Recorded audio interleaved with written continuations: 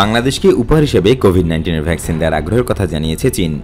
পররাষ্ট্র মন্ত্রণালয় চীনের কাছ থেকে প্রস্তাব পাওয়ার পর তা স্বাস্থ্য মন্ত্রণালয়ে পাঠানো হয়েছে। এছাড়াও রাশিয়া থেকে বাংলাদেশ টিকা আমদানির প্রস্তুতি নিচ্ছে বলে জানা গেছে। ইতিমধ্যে রাশিয়া এ ব্যাপারে সম্মতি দিয়েছে।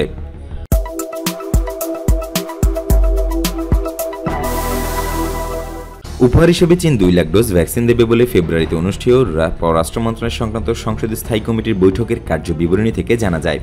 তবে এর পরিমাণ আরও বেশি বলে জানিয়েছেন পররাষ্ট্রমন্ত্রী একে আব্দুল মোমেন। তিনি বলেন, চীন বাংলাদেশকে উপহার হিসেবে ভ্যাকসিন দেওয়ার আগ্রহ প্রকাশ করেছে। এর পরিমাণ 2 লাখ ডোজের চেয়েও বেশি।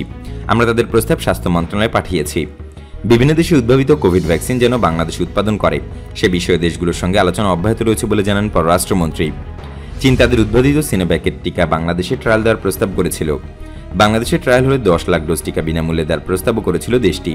তবে ট্রায়ালের অর্থে যোগান নিয়ে দুই দেশের মতবিরোধের কারণে শেষ পর্যন্ত ওই ট্রায়াল আর হয়নি। পরে প্রতিষ্ঠান আনহুই জেফেই লংকম বায়োলজিক ফার্মাসি নামের চীনের আরেকটি প্রতিষ্ঠান গত নভেম্বরে বাংলাদেশে তাদের টিকা তৃতীয় পর্যায়ে ট্রায়াল দেওয়ার প্রস্তাব করেছিল, যা শেষ পর্যন্ত আর আগায়নি।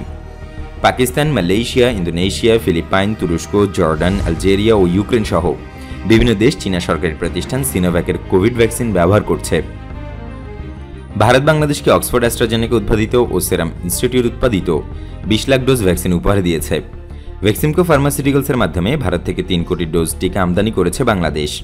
ইতিমধ্যেই ভারত আমদানির 50 লাখ ডোজ টিকা বাংলাদেশকে সরবরাহ করেছে। পররাষ্ট্রমন্ত্রী আব্দুল মোমেন জানান, ইতিমধ্যে চীন বিনামূল্যে 2 লাখ ভ্যাকসিন দিতে আগ্রহ প্রকাশ করেছে এবং রাশিয়াও তাদের উৎপাদিত ভ্যাকসিন দিতে সম্মত আছে।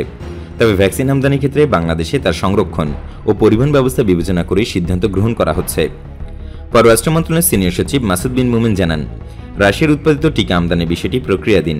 শুধু ভারতের উপর নির্ভরশীল না হয়ে অন্যান্য উৎস থেকেও ভ্যাকসিনের আমদানির চেষ্টা অব্যাহত আছে বলে জানান তিনি।